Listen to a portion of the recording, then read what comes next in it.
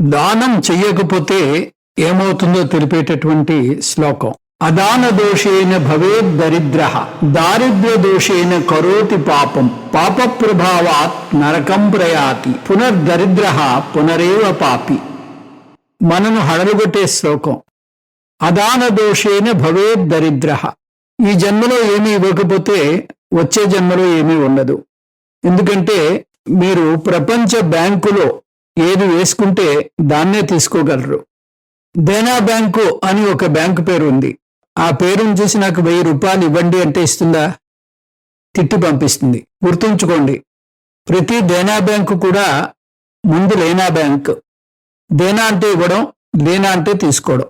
అందువల్ల ఆ బ్యాంకులో మీరు డబ్బులు వేసుకుంటేనే అది మీకు మీ డబ్బులు తిరిగిస్తుంది.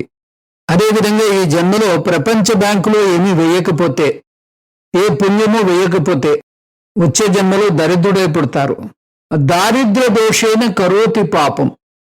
దరిద్రుడిగా పుట్టడం వల్ల ఆఖరి దప్పులు తీర్చుకోవడం కోసం కొన్ని అక్రమాలు, కొన్ని అవినీతులు చేయాల్సి వస్తుంది. అంటే అధర్మానికి పాల్పడవచ్చు.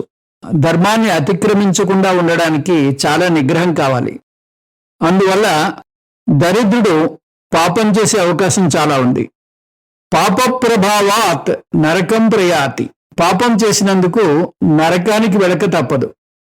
పునర్దరిద్ర పునరేవ పాపి.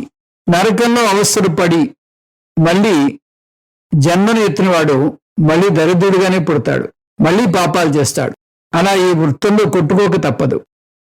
అందువల్ల ఒక పండితుడు తన ఇంటి ముందుకు ఎవరో బిచ్చగాడు వచ్చి అరిస్తే భార్యతో 3 జన్మల బిచ్చగాడు వచ్చాడు, అతనికి దానం చెయ్యి అంటాడు.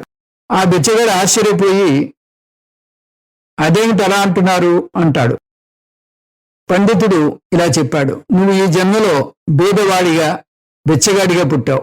అంటే ముందు జన్మలో దానం చేయగలిగిన శక్తి ఉన్నా కూడా దానం చేసి ఉండవు.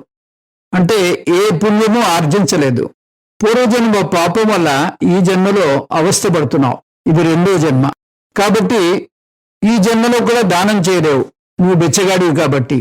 వచ్చే జన్మలో కూడా దరిద్రునిగానే పుడతావు, అది 3వ జన్మ అవుతుంది. అందువల్ల 3 జన్మలు బిచ్చగాడు వచ్చాడు అంటాడు. క్రితం జన్మలో నీ దగ్గర సరిపడా ధనమున్నా కూడా నువ్వు దానం చేయలేదు కాబట్టి నువ్వు బిచ్చగాడి కిందే సమానం.